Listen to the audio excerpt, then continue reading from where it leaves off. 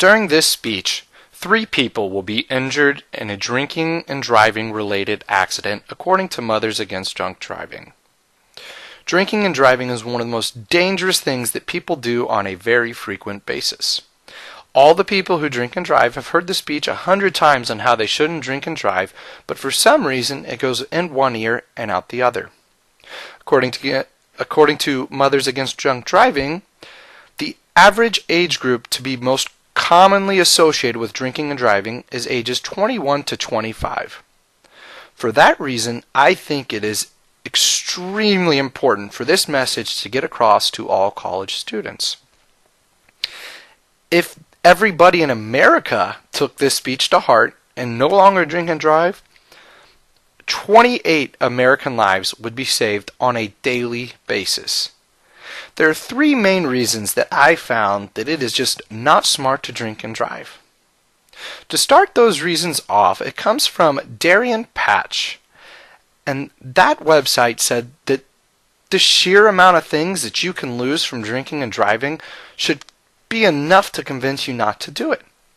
You can lose so much money just in lawsuits. You can lose your job. You can lose your license.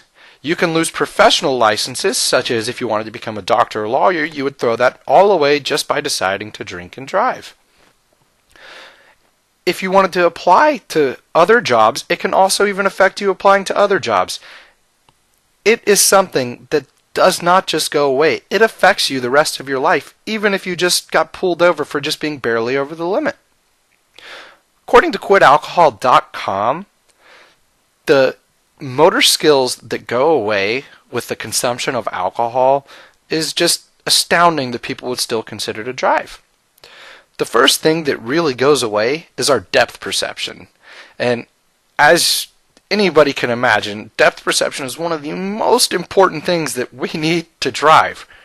Without that, we are definitely a danger to everybody else on the road. We lose all of our vital motor skills, and we also tend to lack concentration. I know many people who say, oh, but I drink and drive and I concentrate and focus on the road more than when I'm sober. And that is actually not true, because you tend to lose concentration just because alcohol makes your mind not be able to focus as much. According to the National Council on Alcoholism and Drug Dependency, they did a study on blood alcohol content and how it affects the body the more we go up.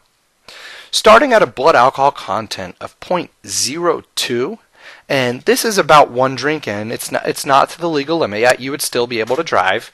We get a little relaxed and we lay back a little bit, and we start to lose a little bit of judgment just 1 drink in.